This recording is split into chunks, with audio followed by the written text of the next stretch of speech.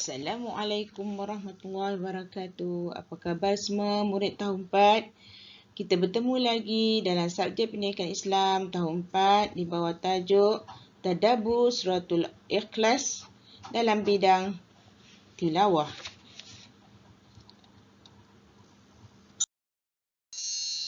Baik, surah ini dikenali dengan Suratul Ikhlas kerana ia menegaskan kemurnian tauhid kepada Allah. Allah juga memiliki sifat sempurna yang menafikan segala bentuk perkara syirik kepadanya.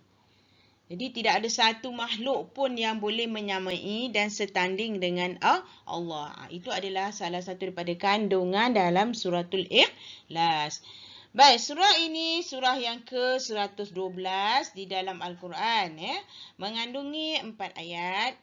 Dinamakan Suratul Makiyah kerana ia diturunkan di Mekah. Baik, seterusnya kita sama-sama membaca Suratul Ikhlas terlebih dahulu. Baru kita terus melihat makna ayatnya dan juga apakah tuntutan yang terdapat di dalam Suratul Ikhlas. Ya. قل هو الله أحد الله الصمد لم يلد ولم يولد ولم يكن له كفوا أحد. Baik, Suratul Ikhlas tadi kita baca ada 4 ayat. Baik, kita lihat makna dia. Bismillahirrahmanirrahim. Dengan nama Allah yang Maha Pemurah lagi Maha Mengasihani. Qul huwallahu ahad. Katakanlah wahai Muhammad, Tuhanku ialah Allah yang Maha Esa. Allahus Samad, yang menjadi tumpuan sekalian makhluk untuk memohon sebarang hajat.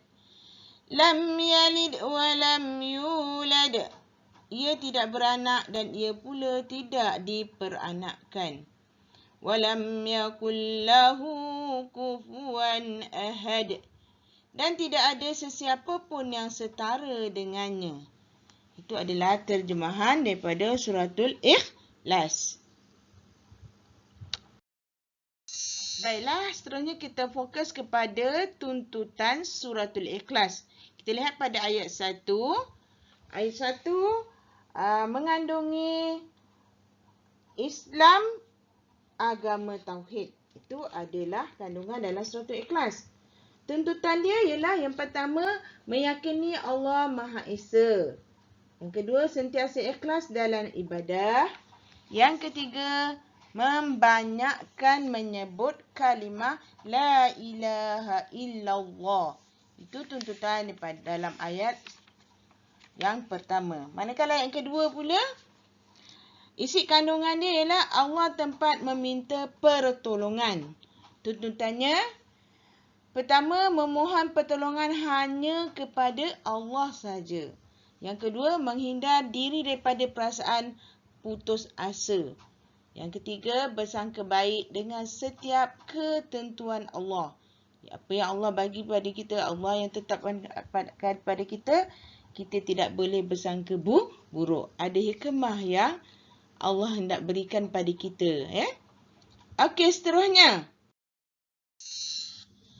Ayat 3. Kandungan surah dalam ayat 3, kandungannya ialah Allah tidak mempunyai anak dan pasangan. Yang pertama, merenung ciptaan Allah dan mengagumi kekuasaannya. Yang kedua, yakin Allah Maha Berkuasa dan tidak perlu kepada pasangan dan keturunan. Yang ketiga, mempelajari ilmu akidah bagi memantapkan iman. Itu adalah tuntutan dalam ayat yang ketiga. Kita lihat pada ayat keempat. Kandungan dalam ayat keempat ialah Allah tidak serupa sama sekali dengan makhluk. Sama pun dengan makhluk. Iaitu kandungan dia, Allah tidak serupa sama sekali dengan makhluk. Manakala tuntutan Suratul Ikhlas pula, dalam ayat 4 ni, Pertama, meyakini Allah memiliki sifat-sifat kesempurnaan daripada segala kekurangan. Yang kedua, bersyukur atas nikmat kurniaan Allah. Yang ketiga, menginsafi kelemahan diri. Itu adalah tuntutan dalam suratul Ikhlas.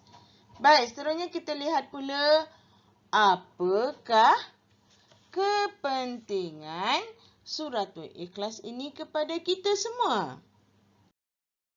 Baik, kita lihat kepentingan suratul Ikhlas yang pertama. Menguatkan pegangan akidah kepada keesaan Allah Subhanahu Wa Taala. Yang kedua, menghindarkan diri daripada perbuatan syirik.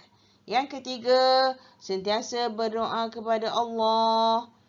Yang keempat, satu kali bacaan suratul Ikhlas menyamai 1/3 Al-Quran. Bila kita baca suratul Ikhlas ni, dah menunjukkan kita telah membaca suratul Al-Quran sebanyak 1/3 daripada satu Al-Quran. Baik. Yang kelima, ganjaran syurga kepada yang mengamalkan suratul Ikhlas ni. Jadi, kenalah amalkan selalu. Tak kira di mana dua kita berada, kita kena amalkan suratul Ikhlas. Yang keenam, diampunkan dosa oleh Allah Subhanahu Wa Taala. Yang ketujuh, membentuk kepribadian Muslim. Jadi, dalam suratul Ikhlas ni banyak kelebihan dia yang kita boleh dapati. Itu adalah kepentingan suratul Ikhlas. Seterusnya kita lihat pula apa dia hadis ini. Baik, daripada Abu Darda radhiyallahu an, Rasulullah sallallahu alaihi wasallam telah bersabda, apakah seseorang daripada kamu mampu membaca dalam satu malam 1/3 Al-Quran? Mereka pun berkata, dan siapa antara kami mampu membaca 1/3 Al-Quran dalam satu malam? Rasulullah SAW bersabda, Qul huwallahu ahad, sebanding dengan 1/3 Al-Quran. Riwayat Bukhari. Ini maksudnya bahawa kita orang Islam tidak akan mampu membaca dalam satu malam tu. Dalam satu malam kita baca Al-Quran penuh semua sampai habis. Amatlah sukar. Jadi bagaimana cara nak mengatasinya? Rasulullah telah berkata, bacalah Qul huwallahu ahad. Itu bacalah suratul Ikhlas. Menunjukkan seolah-olah kamu telah membaca dalam satu malam tu 1/3 Al-Quran. 1/3 Al-Quran. Yang mana Al-Quran tu ada 30 juzuk. 1/3 daripada 30 juzuk tu, kamu telah mendapat pahala membacanya. Bila kamu membaca suratul Ikhlas ni.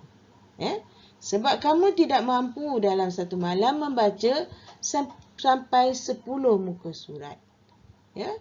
Kamu kadang-kadang hanya dapat membaca 5 ayat saja. Dan lagi teruknya kadang baca 1 ayat. Lagi teruk tak baca langsung. Jadi, untuk memantapkan dan meningkatkan keimanan kita, maka kenalah selalu membaca suratul Ikhlas. Amalkan suratul Ikhlas. Jadi, seolah-olah kita telah membaca dalam satu malam 1/3 ayat Al-Quran. Itu saja. Pada Ustazah. Assalamualaikum warahmatullahi wabarakatuh.